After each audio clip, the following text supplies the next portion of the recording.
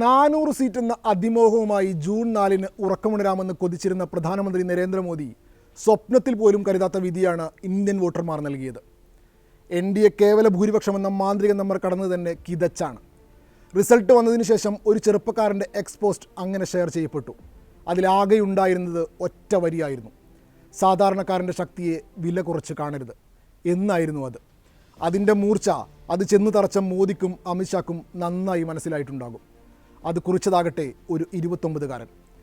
തൊഴിലില്ലായ്മയും രാജ്യത്തിൻ്റെ സമ്പദ് വ്യവസ്ഥയെയും ഏകാധിപതിയിലേക്കുള്ള പോക്കിനെയും കുറിച്ച് പറഞ്ഞുകൊണ്ടേയിരുന്ന ചെറുപ്പക്കാരൻ ധ്രുവ് റാട്ടി, ഇന്ത്യയുടെ ഒറ്റയാൾ പ്രതിപക്ഷമായി മാറിയ മുഖം.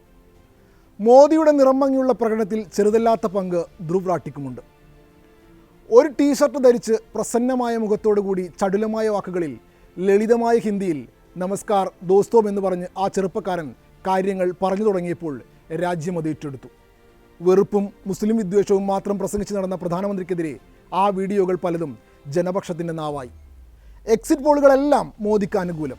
വൻ മുന്നേറ്റമാണ് എല്ലാ പ്രവചനങ്ങളും ആവർത്തിച്ച് പറഞ്ഞുകൊണ്ടിരുന്നത്. അവിടെ ഇന്ത്യ മുന്നണി ഉണ്ടാക്കിയ മുന്നേറ്റം സകലതിനെയും തച്ചുടക്കുന്നതായിരുന്നു. മോദി അനുകൂല എക്സിറ്റ് പോൾ അങ്ങനെ ഒന്നിന് പിറകെ ഒന്നായി വന്നപ്പോൾ ധ്രുവ് ചോദിച്ചത് ഇതായിരുന്നു: എക്സിറ്റ് പോൾ തട്ടിപ്പ് അന്വേഷിക്കണം. ഓഹരി വിപണിയിൽ കൃത്രിമം കാണിക്കാനാണോ ഇവർ ഇതെല്ലാം ചെയ്തു കൂട്ടിയത്? അതോ ഇത്തരത്തിൽ ചെയ്യാൻ അവരാരെങ്കിലും ഭീഷണിപ്പെടുത്തിയോ? ഇതായിരുന്നു ധ്രുവിൻ്റെ കുറിപ്പ്. കേവലം 2 മണിക്കൂറിനുള്ളിൽ 82,000 പേരാണ് ഈ എക്സ്പോസ്റ്റ് ലൈക്ക് ചെയ്തത്. 17,000 പേർ ഇത് പങ്കുവെക്കുകയും ചെയ്തു. ഈ തെരഞ്ഞെടുപ്പിൽ സോഷ്യൽ മീഡിയ സാക്ഷരതയുള്ള സമൂഹത്തിൽ ധ്രുവ് റാട്ടി എന്ന യൂട്യൂബർ ചെലുത്തിയ സ്വാധീനം അത്രയേറെയാണ്. റാലികളും പ്രസംഗങ്ങളും ലഘുലേഖകളും തെരഞ്ഞെടുപ്പ് വിധിയെ സ്വാധീനിക്കുന്നതിന് എത്രയോ ഇരട്ടിയാണ് സമൂഹ മാധ്യമങ്ങൾ വഴിയുള്ള പ്രചരണം.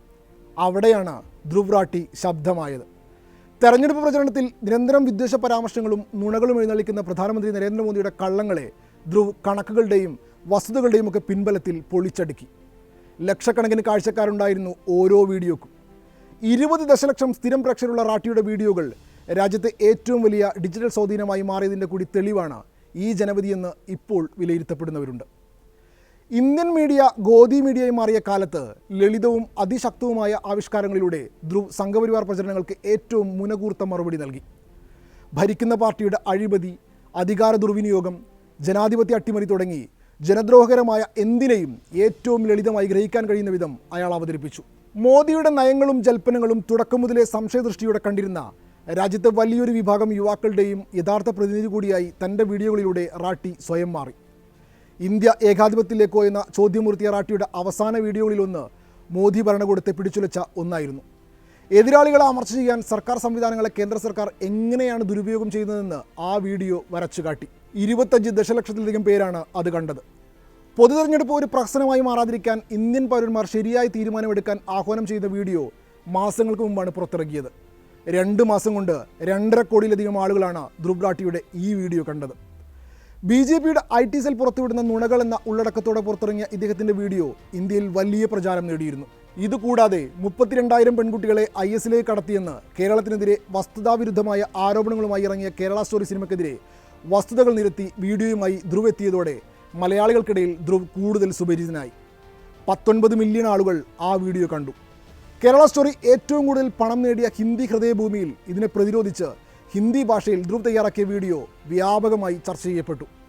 സർജിക്കൽ സ്ട്രൈക്ക്, EVM തട്ടിപ്പ്, യോഗി ആദിത്യനാഥും യാഥാർത്ഥ്യങ്ങളും, മോദി ഭരണത്തിൻ്റെ ദുരിതങ്ങൾ, ഇന്ത്യയിലെ ഏറ്റവും വലിയ അഴിമതി തുടങ്ങിയ നിരവധി വീഡിയോകളുമായി നിരന്തര പ്രതിപക്ഷമായി ധ്രുവ് സൈബറിടത്തിൽ നിറഞ്ഞു നിന്നു. അയാൾ ഉയർത്തിയ ചോദ്യങ്ങൾ പ്രതിപക്ഷ നേതാക്കൾ വരെ പ്രചാരണായുധമാക്കി. ധ്രുവിന് ഏറ്റവും കൂടുതൽ പ്രേക്ഷകർ ഹിന്ദി ബെൽറ്റിലായിരുന്നു. ധ്രുവിൻ്റെ വീഡിയോകൾ പലയിടത്തും വലിയ സ്ക്രീനുകളിൽ പ്രദർശിപ്പിച്ചു. College ക്യാമ്പസുകളിലും യുവാക്കൾക്കിടയിലും ധ്രുവിന് hero പരിവേഷമായി. ധ്രുവിൻ്റെ പറച്ചിൽ സംഘപരിവാർ കേന്ദ്രങ്ങളെ കുറച്ചൊന്നുമല്ല അസ്വസ്ഥരാക്കിയത്. അവർ ഭീഷണികളും പരിഹാസങ്ങളും പാകിസ്ഥാൻ ചാരനെന്നും വിളിച്ച് രംഗത്തെത്തി. പക്ഷേ എന്തൊക്കെ ഭീഷണികളും പരിഹാസങ്ങളും ഒക്കെയായി രംഗത്ത് വന്നാലും താൻ മിണ്ടാതിരിക്കാൻ പോകുന്ന പ്രശ്നമില്ലെന്നായിരുന്നു ഇതിന് അദ്ദേഹത്തിൻ്റെ മറുപടി. ഒരു ധ്രുവ് റാട്ടിയെ നിങ്ങൾ നിശബ്ദനാക്കിയാലും 1000 പുതിയ ധ്രുവ് റാട്ടിമാർ നിങ്ങൾക്കെതിരെ ഉയർന്നു വരുമെന്ന് അദ്ദേഹം എക്സിൽ കുറിച്ചു. 2019 ഇലക്ഷൻ കാലമാണ്.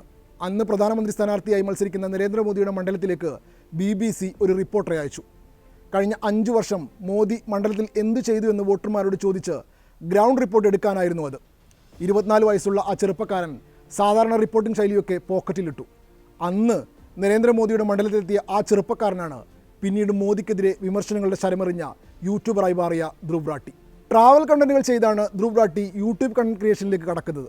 പിന്നീട് എക്സ്പ്ലൈനറിലേക്കും ഫാക്ട് ചെക്കിങ്ങിലേക്കും പതുക്കെ മാറി. 2014 അതായത് നരേന്ദ്രമോദി ആദ്യമായി അധികാരത്തിലെത്തിയ വർഷമാണ് ധ്രുവ് തൻ്റെ ആദ്യ പൊളിറ്റിക്കൽ വീഡിയോ അപ്ലോഡ് ചെയ്യുന്നത്.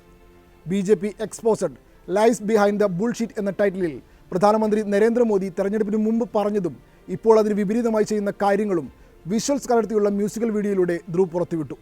പിന്നെ നിരന്തരം വീഡിയോകളുമായി അദ്ദേഹം കളം നിറഞ്ഞു.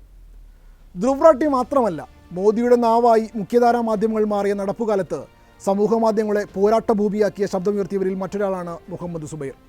നുണപ്രചരണങ്ങൾ അരങ്ങുവാഴുന്ന കാലത്ത് ഫാക്ട് ചെക്കിങ്ങിനെ ഒരു രാഷ്ട്രീയ ആയുധമാക്കി ജനാധിപത്യത്തിന് പ്രതിരോധം നിർത്ത പോരാളിയാണ് സുബൈർ. കള്ളത്തരങ്ങളും പൊള്ളത്തരങ്ങളും തുറന്നു കാട്ടിയതിന് തടവ് ശിക്ഷ വരെ അനുഭവിക്കേണ്ടി വന്നു സുബൈറിന്. അൺഒഫീഷ്യൽ സുസു സ്വാമി എന്ന സറ്റയർ പരിപാടി ഭരണകൂടത്തിൻ്റെ കണ്ണിലെ കരടായി മാറിയതും ഈ ഒരു പ്രവർത്തന ശൈലി കാരണമാണ്. രവീഷ് കുമാർ, ആകാശ് ബാനർജി തുടങ്ങി സമൂഹ മാധ്യമങ്ങളെ കൃത്യമായ രീതിയിൽ രാഷ്ട്രീയ പ്രതിരോധത്തിനായി ഉപയോഗിക്കുന്നവർ നിരവധിയാണ്.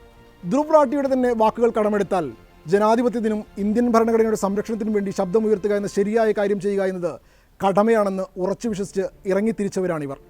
എല്ലാവരെയും നിശബ്ദനാക്കാനും തൻ്റെ നാവാക്കാനും കഴിയില്ലെന്ന് മോദിക്ക് തിരിച്ചറിവ് നൽകിയവർ.